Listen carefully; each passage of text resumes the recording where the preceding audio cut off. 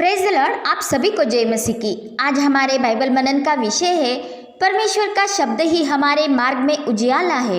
प्रियो, हमारा परमेश्वर कभी न बदलने वाला परमेश्वर है, अर्थात उसकी बातें अटल है, इसलिए उसकी बातें हमारे लिए वचन ही है। और जब तक उसकी सब बातें पूरी न हो ले तब तक यह पीढ़ी जाती न रहेगी। आकाश और पृथ्वी भी अपने ही बलबूते पर अचल नहीं है, क्योंकि हम जानते हैं कि नूह के समय में परमेश्वर ने पृथ्वी को हिला दिया था और अब उसने यह प्रतिज्ञा की है कि एक बार फिर मैं केवल पृथ्वी को नहीं वरन आकाश को भी हिला दूंगा। और जो हिलाई जाती है वे सृजी हुई वस्तुएं होती है, अर्थात यह आकाश और पृथ्वी परमेश्वर की रचना है और उसी के वचन के अनुसार वे टल जाएंगी, ताकि जो वस्तुएं हिलाई नहीं जाती वे अटल बनी रहे, अर्थात उसका राज्य जो हिलने का नहीं।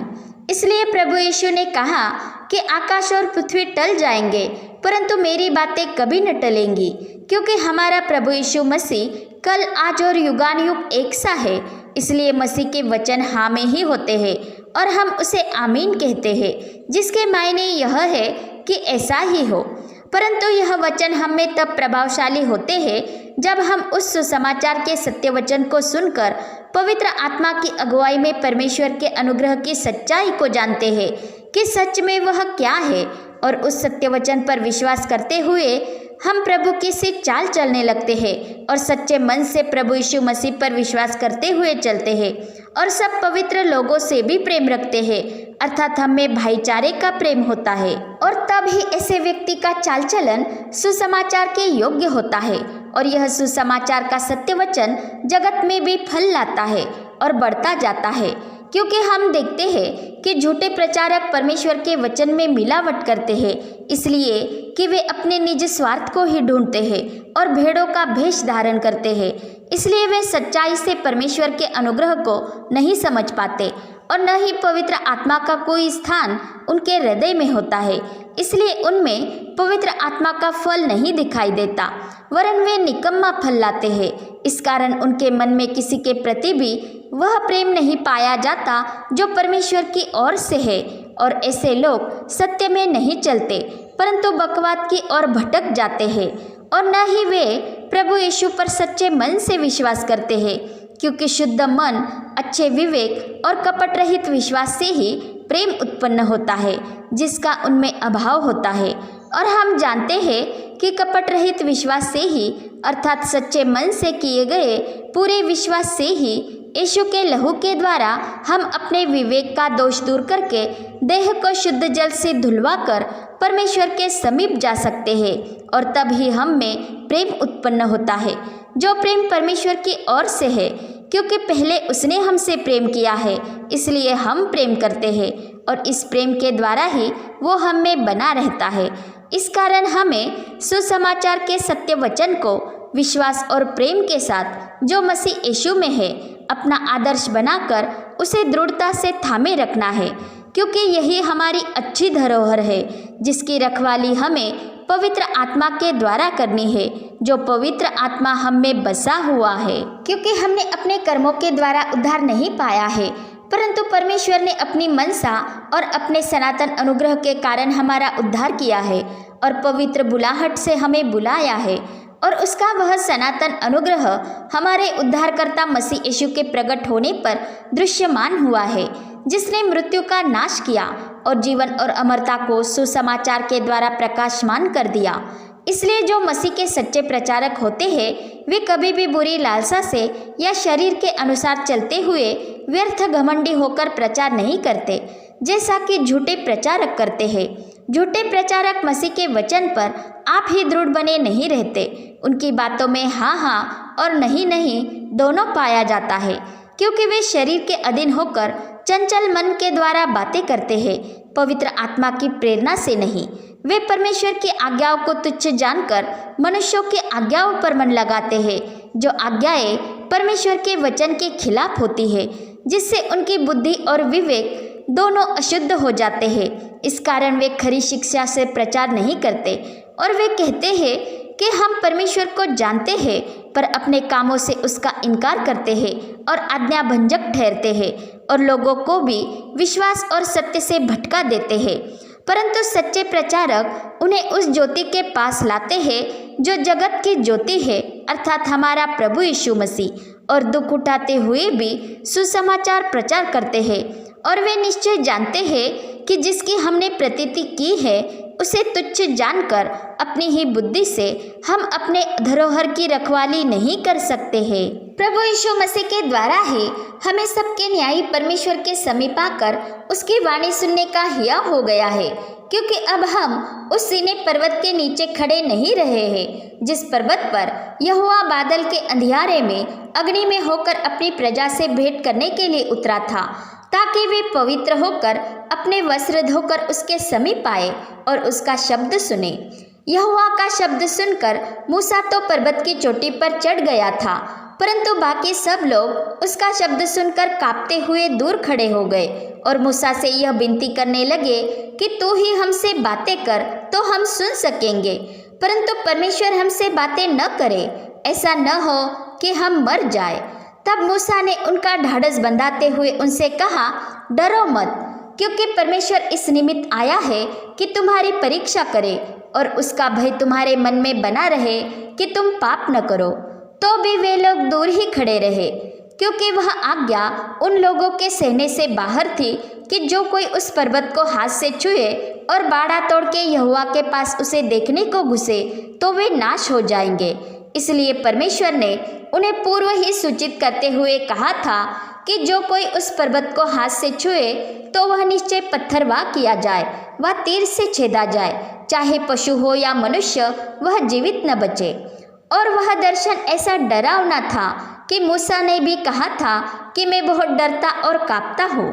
परंतु केवल मूसा ही उस घोर अंधकार के समीप गया था जहाँ परमेश्वर था। परंतु अब हमारे उद्धारकर्ता प्रभु यीशु मसीह के कारण हम उस सिय्योन पर्वत के पास और जीवते परमेश्वर के नगर स्वर्गीय यरूशलेम के पास आए हैं। हम सबके न्यायी परमेश्वर और नई वाचा के मध्यस्थ यीशु और छिड़काव के उस लहू के पास आए हैं जो हाबिल के लहू से उत्तम बातें कहता है, अर्थात जो लहू हमसे पलटा नहीं मांगता, परंतु उस लहू में ही हमने छुटकारा अर्थात पाप क्षमा पाई है और उस लहू के कारण ही हम परमेश्वर के क्रोध से बचे रहते हैं, क्योंकि परमेश्वर की इच्छा से ही हम प्रभु यीशु मसीह के देह के एक ही बार के बलिदान चढ़ाए जाने के द्वारा पवित्र किए गए हैं, जिसने हमारे ही पापों के बदले वह एक ही बार का बलिदान सर्वदा के लिए चढ़ाया है और वह पिता के दाहिने जा बैठा है। इसलिए जब हम सच्चे मन से प्रभु यीशु मसीह पर विश्वास करते हैं तो हम उसके लहू के कारण ही परमेश्वर की धार्मिकता से धर्मी ठहराए जाते हैं, जो धार्मिकता सबके लिए है, किसी के लिए भी पक्षपात नहीं। और उस लहू का छिड़काव ही हम अपने हृदय पर लेकर अपने विवेक का दोष दूर करते हैं और मसीह यीशु में बपतिस्मा लेकर परमेश्वर के समीप जाते हैं, अर्थात हमारा उससे मेल मिलाप हो जाता है, क्योंकि हम मसीह को ही परिधान करते हैं और उसके वचन से ही शुद्ध जल से स्नान करते हैं। क्योंकि जब हम सच्चे मन से प्रभु यीशु मसीह पर विश्वास करते हैं तो परमेश्वर के शब्द के लिए हमारा मन कठोर नहीं रहता, जो शब्द खुद प्रभु यीशु मसीह है, और मसीह के वचन का उजियाला हमारे मन में प्रकाशमान होता है तो बुद्धि का अंधकार मिट जाता है और हम पवित्र आत्मा की प्रेरणा को समझते हुए ज्योति में चलने लगते हैं और ज्योति की ही संतान बन जाते हैं और मसीह में नई सृष्टि बन जाते हैं और अपने मन के आत्मिक स्वभाव में नए बनते जाते हैं। अर्थात हमें यीशु के लहू के द्वारा ही उस नए और जीवते मार्ग से परम पवित्र स्थान में प्रवेश करने का हिया हो गया है, जो मार्ग प्रभु यीशु मसीह ने पर्दे से अर्थात अपने शरीर में से होकर हमारे लिए स्थापित किया है और अपने लहू से लोगों को पवित्र करने के लिए उसने फाटक के बाहर दुख उठाया और सनातन आत्मा के द्वारा अपने आप को ही परमेश्वर के सम्मुख निर्दोष चढ़ाया। क्योंकि जिन पशुओं का लहू महायाजक पाप बलि के लिए परम पवित्र स्थान में ले जाता था, उन पशुओं की देह छावनी के बाहर ही जलाई जाती थी, परंतु प्रभु यीशु मसीह ने उस परम पवित्र स्थान में प्रवेश नहीं किया जो हाथ से बनाया हुआ और सच्चे पवित्र स्थान का नमूना है, परंतु उस परम पवित्र स्थान में अर्थात प्रत्यक्ष रीति से स्वर्ग में ही प्रवेश किया और हमारे लिए मध्यस्थ होकर परमेश्वर के सम्मुख खड़ा हुआ। इस रीति से प्रभु यीशु मसीह आने वाली अच्छी वस्तुओं के विषय महायाजक होकर आया और हाथ से बनाए हुए तंबू से नहीं, वरन और भी बड़े और सिद्ध तंबू से होकर बकरों और बछड़ों के लहू के द्वारा नहीं, परंतु अपने ही लहू के द्वारा एक ही बार परम पवित्र स्थान में प्रवेश किया और हमारे लिए अनंत छुटकारा प्राप्त किया। और इस छुटकारे में बने रहने के लिए हमें अंत तक विश्वास में बने रहना भी अवश्य है, तब ही हम मसीह के भागी हुए हैं। क्योंकि पवित्र आत्मा ने हमें स्पष्टता से कहा है कि आने वाले समयों में कितने लोग भरमाने वाली आत्माओं और दुष्टात्माओं की शिक्षाओं पर मन लगाकर विश्वास से बहक जाएंगे, और यह उन झूठे मनुष्यों के कारण होगा जिनका विवेक मानो जलते हुए लोहे से दागा गया हो। इसलिए हमें झूठी शिक्षा को परखना भी अवश्य है, ताकि कोई झूठे प्रचारकों के कारण भरमाया न जाए। इसलिए हमें हर एक सुने हुए प्रचार को, उपदेश को या शिक्षा को पवित्र शास्त्र में ही ढूंढना है और पवित्र आत्मा की अगुवाई में ही उस पर मनन करना है, ताकि परमेश्वर का शब्द अर्थात मसीह के जीवनदायी वचन ही हम में बने रहे। और पवित्र शास्त्र खरे उपदेश के सब विरोधियों के लिए ही ठहराया गया है। इसलिए हमारा मन परमेश्वर के अनुग्रह से दृढ़ रहे तो हम नाना प्रकार के विचित्र और ऊपरी उपदेशों से भरमाए न जाएंगे, क्योंकि ऐसे उपदेशों पर आचरण करने वालों को कुछ भी लाभ नहीं होता। और उस अनुग्रह को हाथ से नहीं जाने देना है जिसके द्वारा हम भक्ति और भय सहित परमेश्वर की ऐसी आराधना कर सकते हैं जिससे कि वह प्रसन्न हो।